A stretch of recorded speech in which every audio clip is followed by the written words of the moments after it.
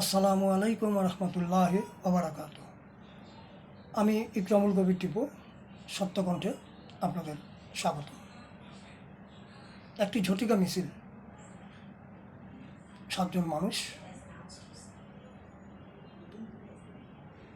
ঢাকার অদূরে আশুলিয়া বাজার এলাকায় এই মিছিলটি বের হয় গত 22শে জুন আওয়ামী লীগের ৭৭তম প্রতিষ্ঠাবার্ষিকী উপলক্ষে।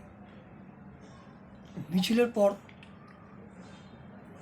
তরতাজা এই 7 জন যুবক নিখোঁজ হয়ে যায়।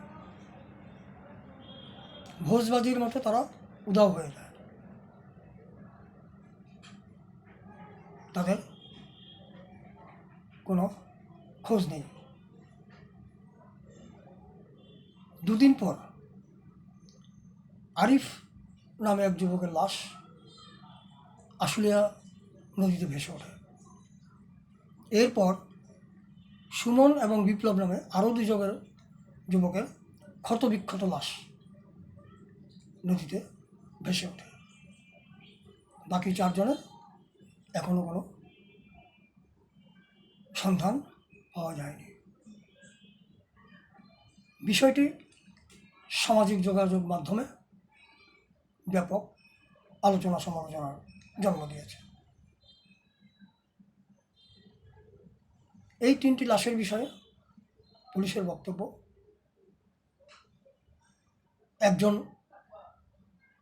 পিকনিকে গিয়ে ট্রলার থেকে পড়ে নিখোঁজ হয়, বাকি 2 জন সাঁতার জানত না, সাঁতার না জানার কারণে তারা নদীতে ডুবে যায়। প্রশ্ন হলো, তাহলে মৃতদেহের শরীরে আঘাতের দাগ কোথা থেকে আসলো? নিহতদের পরিবারের পক্ষ থেকে থানায় অপমৃত্যুর মামলা করা হয়েছে। সুমনের পরিবার থেকে বলা হয়েছে সে কোনো রাজনৈতিক দলের সঙ্গে সম্পৃক্ত ছিল না।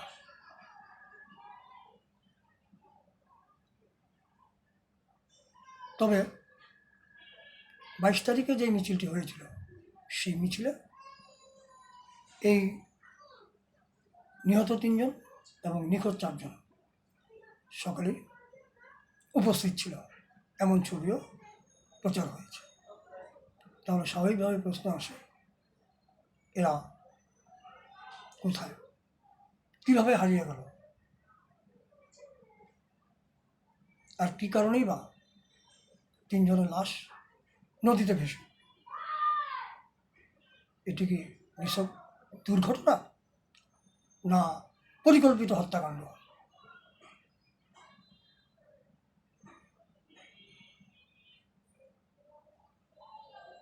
একটি রাজনৈতিক দলের সাথে সম্পৃক্ত থাকলেই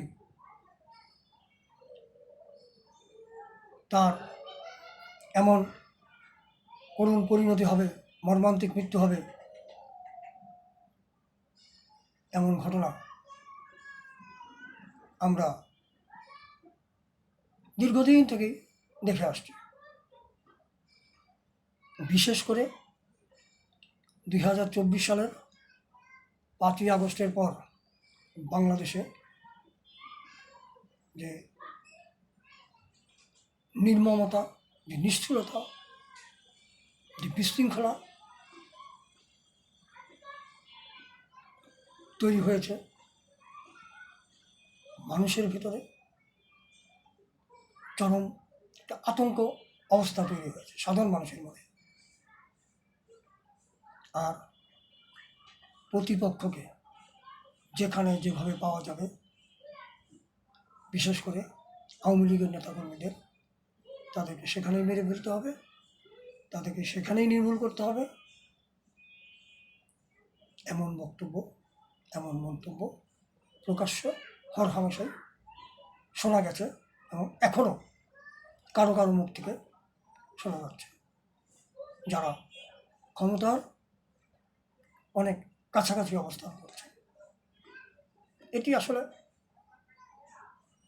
আমাদের সাধারণ মানুষ এবং সমাজের জন্য একটি অশনি সংকেত।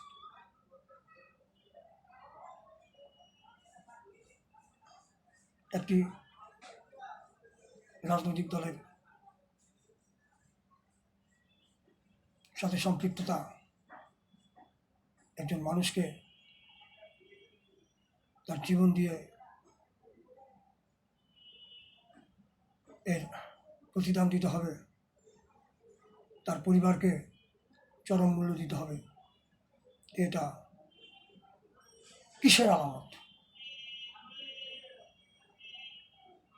সাধারণ মানুষ এতে আতঙ্কিত না হয়ে পারে না।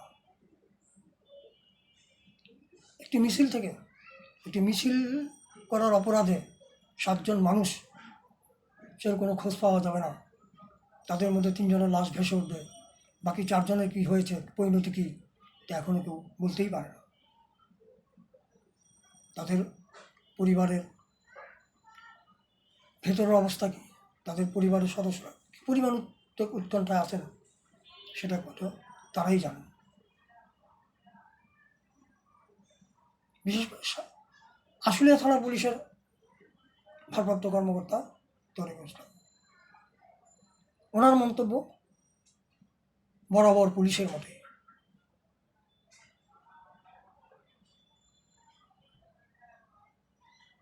অজ্ঞাত লাশ, পড়ে গিয়ে মৃত্যু, বিষয়টিকে আমলে না নেওয়া। একজন দায়িত্বশীল পুলিশ কর্মকর্তা এ ধরনের মন্তব্য, একজন মানুষের মৃত্যু নিয়ে এত অবহেলা করবেন, সাধারণভাবে বিষয়টিকে উড়িয়ে দেবেন, এটা কারোরই কাম্য নয়। এই 7 জন মানুষ কীভাবে হারিয়ে গেলেন? 3 জন কেন মারা গেলেন, কীভাবে মারা গেলেন, সেই রহস্য মানুষ জানতে চায়। ঘটনার পেছনের কী ঘটেছে, কারা এর সঙ্গে সম্পৃক্ত, কেন ঘটেছে,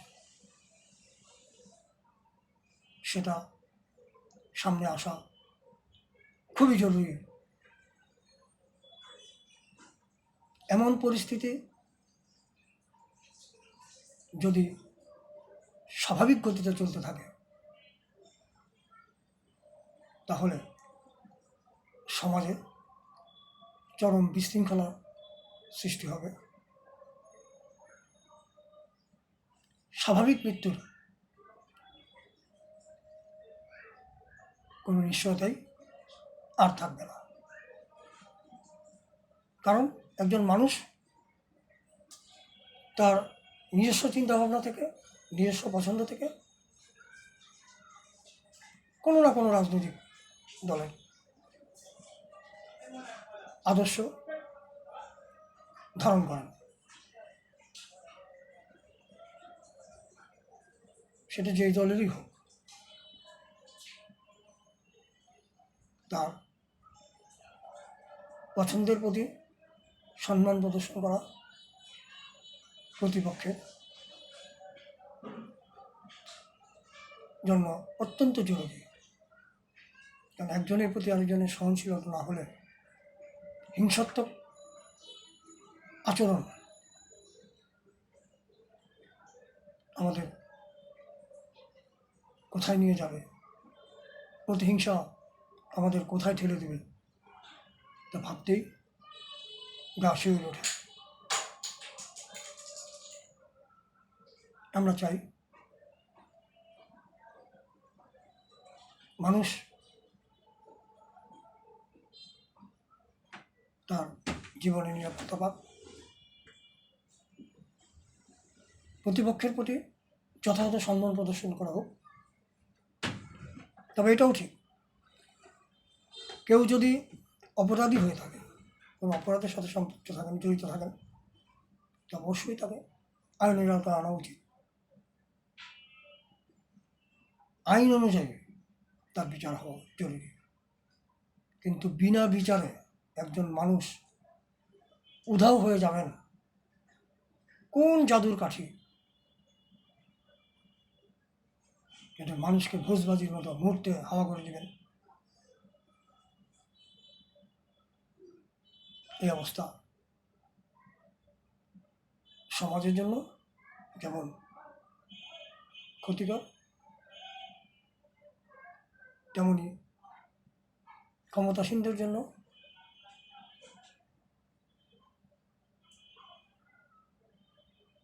ক্ষতিকারক।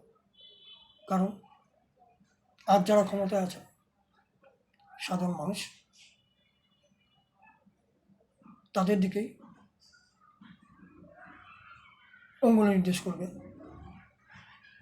যেমন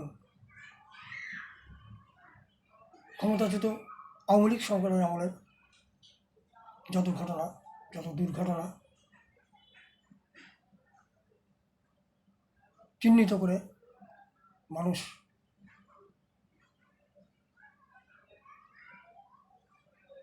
সমস্ত দোষ ওই সরকারের, ওই দলটির উপর চাপাতে বিন্দুমাত্র দ্বিধা করেনি। কারণ এই ঘটনা আওয়ামী লীগ সরকারের সময় ঘটেছে, যা মানুষ স্বাভাবিকভাবে নিতে পারে। পুলিশ বরাবরই পুলিশ জনগণের বন্ধু হবে, এটা মানুষ আশা করে, আমরাও আশা করি। 7 যুবকের নিখোঁজ রহস্য এবং নিহত হওয়ার পেছনে কী কারণ, এটির যথাযথ অনুসন্ধান করে যারা এ ঘটনায় জড়িত তাদের আইনের আওতায় আনা হোক। আজ এ পর্যন্তই, সকলকে ধন্যবাদ।